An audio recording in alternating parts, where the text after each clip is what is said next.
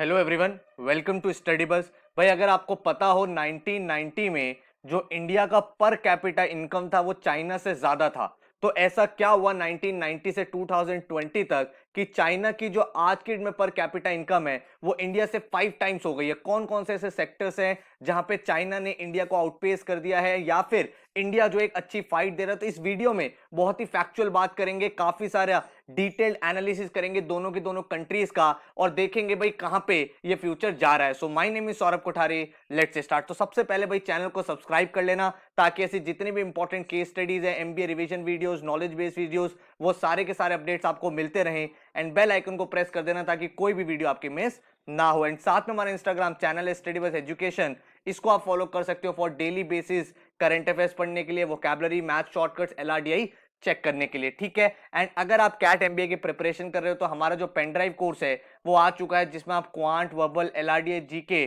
का individual course भी खरीद सकते हो। एंड इसके साथ ही अगर आप कॉम्बो पैक लेते हो तो जीडीपीआई का मॉड्यूल आपको साथ में मिलता है। अगर आप बाय करना चाहते हो हमारी वेबसाइट पे जा सकते हो studybus.co.in एंड यहाँ पे आपको कोर्स मिल जाता है। कोर्स के साथ भाई सारे के सारे वीडियो लेक्चर्स एंड सारी की सारी test series, topic wise test, सब कुछ आपको मिलता है ताकि आपकी एक पूरी कॉम्प्रिहेंसिव प्रिपरेशन हो जाए। तो इस कोर्स को करने के बाद ना ही कोई आपको बुक करनी, ना ही कोई टेस्ट सीरीज चाहिए, ना ही कोई अलग से कोचिंग चाहिए, क्योंकि सारी तैयारी आपकी हो जाएगी। एंड पोर्टल की डिटेल्स ये भी आप देख सकते हो, सारे के सारे मॉक्स एंड स्टडी प्लानर आपको मिलता है जहां पे आप डेट सेट करते हो, उसके अकॉर्डिंग आपका डेली गोल जनरेट होता है। अब हम बात करते हैं इंडिया और चाइना की। अगर मैं 1990s की बात करूं तो 1990s में अगर आप देखोगे तो ये जो ब्लू वाली लाइन है ये इंडिया की लाइन है और ये जो रेड वाली लाइन है ये चाइना की लाइन है। तो 1990s तक में इंडिया का जो पर कैपिटा इनकम था वो चाइना से ज्यादा था, ठीक है। अब ऐसा क्या हुआ इतने सालों में, लास्ट 30 इयर्स में, कि चाइना का पर कैपिटा इनकम जो है वो 5 टाइम्स इंडिया से हो गया। पर कैपिटा इनकम क्या होता है,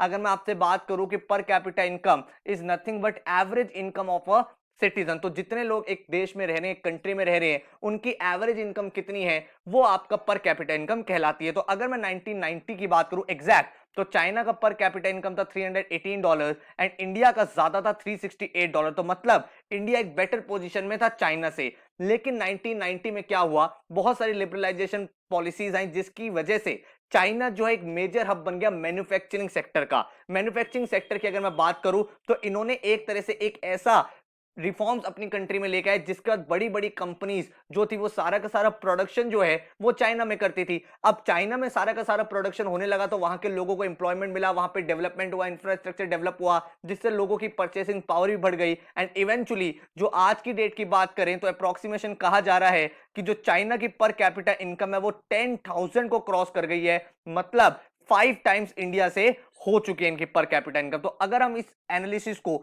और डिटेल में पढ़ें कि किस तरह से इतना गैप ग्रो हुआ, तो 1990s के बाद से चाइना जो है वो एक एक्सपोर्टिंग कंट्री बन गई। भाई इंडिया में क्या होता है, इंपोर्ट ज्यादा होता है। इंपोर्ट होता है जब हम बाहर की कंट्रीज से चीजों को अपने देश में मंगवाते हैं, देन एक्सपोर्ट होता है जब हम बाहर चीजों को भेजते हैं। तो चाइना में क्या हुआ कि भाई मैन्युफैक्चरिंग के बहुत बड़े बड़े प्रोजेक्ट्स जो हैं वो मिलने लगे और चाइना ने ऐसी फैसिलिटीज प्रोवाइड करी, इतने लार्ज स्केल पे प्रोवाइड करी कि इकोनॉमीज ऑफ स्केल का बहुत ज्यादा बेनिफिट होने लगा। इकोनॉमीज ऑफ स्केल का क्या मतलब हुआ, अगर आप किसी भी चीज का प्रोडक्शन बहुत ही लार्ज बेसिस पे करते हो, ह्यूज बेसिस पे करते हो, तो ऑटोमेटिकली आपकी कॉस्ट जो है वो कम हो जाती है। अगर हम 2018 का डेटा देखें तो चाइना के जो एक्सपोर्ट्स रहे हैं वो रहे हैं 2.64 ट्रिलियन और इंडिया के अगर आप देखोगे एक्सपोर्ट तो सिर्फ और सिर्फ 0.54 ट्रिलियन, ठीक है। अब यहां पे यही चीज है, रीजन यही है कि जितनी भी वेस्टर्न कंट्रीज है, जितनी बड़ी बड़ी इकोनॉमीज है, जितने बड़े बड़े कॉर्पोरेट्स हैं, उनका सप्लाई चेन मैनेजमेंट पूरा का पूरा चाइना में आ गया, क्योंकि चाइना या तो उन्हें रॉ मटेरियल देता है या फिर उन्हें बीच के कोई प्रोडक्ट देता है या फिर फाइनल प्रोडक्ट देता है। तो कहीं ना कहीं चाइना का इन्वॉल्वमेंट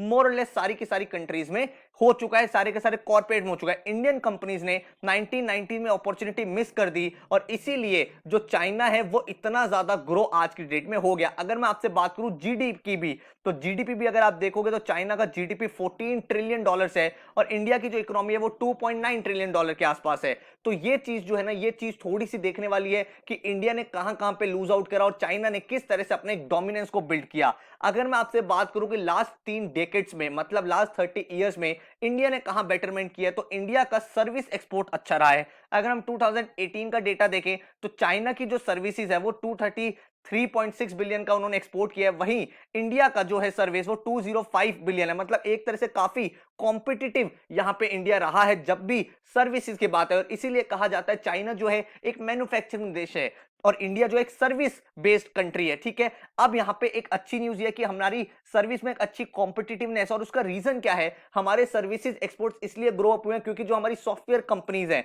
वो सॉफ्टवेयर कंपनीज ग्लोबल लेवल पे बहुत बड़ी प्रेजेंस बना चुकी है। अगर आप देखोगे विप्रो की बात करो, अगर आप इंफोसिस की बात करो, आप अलग अलग आईटी कंपनीज की बात करो, तो इन कंट्रीज के एक बहुत अच्छी सेटअप है यूएस के अंदर। यूएस में भाई टेक जाइंट बना हुआ है, उसके पीछे रीजन ये है कि इंडिया का काफी ज्यादा सपोर्ट रहा है। तो इंडिया ने 1990s में ही ये चीज विजन कर ली थी, जो इंडिया के एंटरप्रेन्योर्स थे, जो विजनरी एंटरप्रेन्योर्स थे, जिन्होंने इंफोसिस विप्रो जैसी कंपनीज को इतना बड़ा बनाया एंड इतना एफिशिएंट उनको बनाया कि वो कॉम्पीट कर पाई ग्लोबली लेवल पे। अब सॉफ्टवेयर अगर हम ये चीज को समझे कि हम सर्विसेज में अपने एक्सपोर्ट्स को इतना बढ़ा पाए बट मैन्युफैक्चरिंग में क्यों नहीं बढ़ा पाए, इसके दो रीजन है। सबसे पहला कि जो एंटरप्रेन्योर थे उनका एक थॉट प्रोसेस था कि सर्विस को हम इस तरह से ग्रो करेंगे, ग्लोबल लेवल पे इसको बूम करेंगे एंड इसको फिर हम पूरे वर्ल्ड में पॉपुलराइज करेंगे, लेकिन ऐसे सिमिलर थॉट के एंटरप्रेन्योर्स हमें मैन्युफैक्चरिंग सेक्टर में नहीं मिले।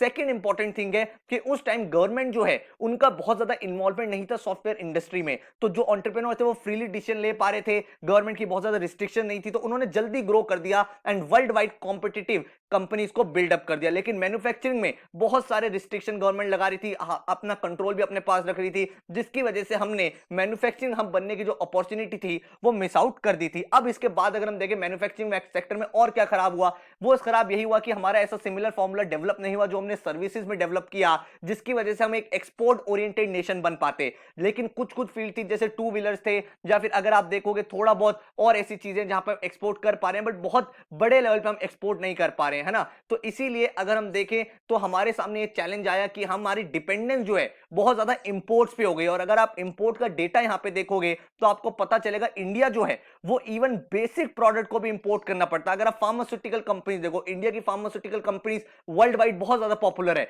बट जब फार्मास्यूटिकल कंपनीज को रॉ मटेरियल चाहिए होता है तो उसे चाइना से इंपोर्ट करवाना पड़ता है। तो हमारा जो सप्लाई चेन मैनेजमेंट है वो कहीं ना कहीं चाइना पे डिपेंडेंट भी है, और इसीलिए हमारा इंडिया और चाइना का ट्रेड डेफिसिट बहुत ज्यादा बढ़ गया। मतलब हम चाइना से इंपोर्ट तो बहुत ज्यादा करते हैं बट हम एक्सपोर्ट उधर इतना नहीं कर पाते, जिसकी वजह से एक डेफिसिट बिल्डअप हो गया है, क्योंकि हमें बेसिक से बेसिक चीजें भी इंपोर्ट करनी पड़ती है। और इलेक्ट्रॉनिक गुड्स जैसे मोबाइल फोन्स वगैरह की बात करें वो भी इंडिया में बहुत ज्यादा इंपोर्ट हो रहे हैं। तो इस वजह से क्या हो रहा है, वो इतने एफिशिएंट है, इतने लार्ज स्केल पर प्रोडक्शन कर रहे हैं कि वो जो फोन्स बना रहे हैं, वो जो इलेक्ट्रॉनिक प्रोडक्ट्स बना रहे हैं, अगर आप दिवाली की लाइटिंग देखोगे वो तक चाइना से आ रही है। अब वो इतनी बेटर होती है और इतनी कम कॉस्ट की होती है कि लोग उसकी तरफ ज्यादा जाते हैं और इंडियन ब्रांड की तरफ हम लोग नहीं बढ़ पाते। और यही रीजन है कि जो इंडिया है उसने भाई अभी क्या लॉन्च किया कि हमें आत्मनिर्भर बनना है, हमें सेल्फ रिलायंट बनना है, हमें अपनी खुद की सप्लाई चेन मैनेजमेंट बनाना है ताकि हमारी डिपेंडेंस इंपोर्ट्स पे कम हो एंड हम जब कॉम्पिटिटिव हो जाएंगे तो हम भी एक एक्सपोर्ट ओरिएंटेड कंट्री बन पाए। और यही रीजन है जो 1990 में हमने अपॉर्चुनिटी मिस करी थी एक मैन्युफैक्चरिंग हब बनने की,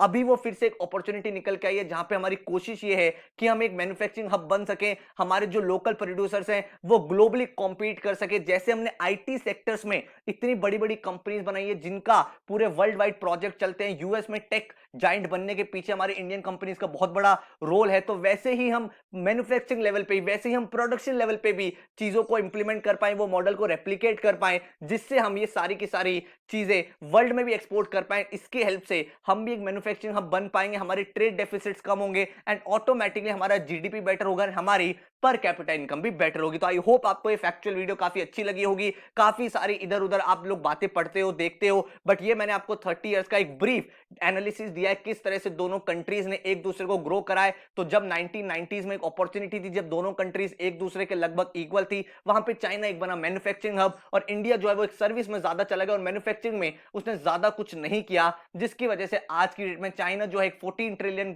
की इकोनॉमी बन चुकी है एंड इंडिया अभी भी उससे 1/5 पे है। तो आप मुझे बता सकते हो आपको ये वीडियो कैसी लगी। अगर अच्छी लगी है तो इस वीडियो को, इन फैक्ट्स को, इस केस स्टडी को अपने फ्रेंड्स के साथ शेयर करना ताकि सबको एक रिलायबल इंफॉर्मेशन मिल पाए। So thank you so much, all the best, take care.